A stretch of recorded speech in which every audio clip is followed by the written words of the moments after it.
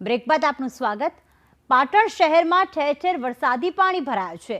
પાટણના નીચાણવાળા વિસ્તારમાં પાણી ભરાયા, જેમાં રસ્તા પર પાણી ભરાતા વાહન ચાલકોને હાલાકી પડી રહી છે। પાટણના દ્રશ્યો કે ઠેર ઠેર પાણી ભરાઈ ગયા છે, જેમાં અંબાજી નેડિયા વિસ્તાર પાણીમાં ગરકાવ થઈ ગયો છે। અહીંયા જળબંબાકાર જેવી સ્થિતિ છે।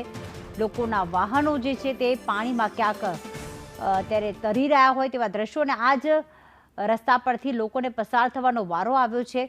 માર્ગો પર વરસાદી પાણી ભરાતા વાહન ચાલકોને અહીંયા હાલાકી।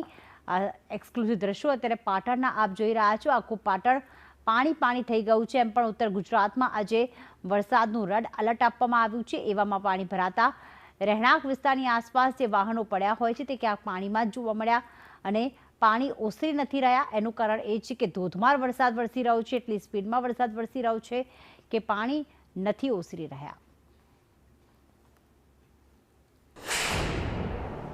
હવામાન વિભાગની આગાહીને લઈને ગત મોડી રાતથી જ પાટણ જિલ્લાના અંદર ધોધમાર વરસાદ ખાબકી રહ્યો છે, અને સ્વાભાવિક રીતે વાત કરવામાં આવે તો આ પાટણ શહેરનો અંબાજીનગર વિસ્તાર છે કે જ્યાં આગળ 50થી વધુ સોસાયટી, મતલબ કે 5000થી પણ વધુ અહીંયા રહીશો રહી રહ્યા છે।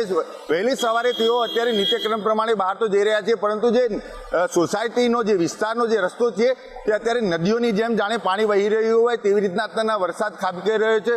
સ્વાભાવિક રીતે જો વાત કરવામાં આવે તો હજુ તો પાટણના અંદર આજે વહેલી સવારથી જે ધોધમાર વરસાદની શરૂઆત થઈ ગઈ છે। જે રીતના વરસાદ વરસી રહ્યો છે, આવનારા સમયના અંદર પણ હવામાન ખાતા દ્વારા આગાહી આપવામાં આવી છે કે ભારેથી અતિ ભારે વરસાદ આવી શકે છે। વિઝિબિલિટી પણ અત્યારે ક્યાંક ને ક્યાંક ખોરવાઈ ગઈ છે, જેના કારણે અત્યારે વાહન ચાલકને લાઇટો ચાલુ કરવાની પણ મુશ્કેલી આવી છે।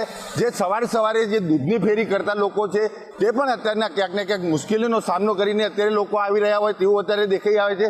બીજી બાજુ વાત કરવામાં આવે તો જે વધુ વરસાદ પડવાના કારણે સમગ્ર અંબાજીનગર વિસ્તારના અંદર અત્યારે નદીઓ વહી રહી હોય તેવા દ્રશ્યો થઈ રહ્યા છે।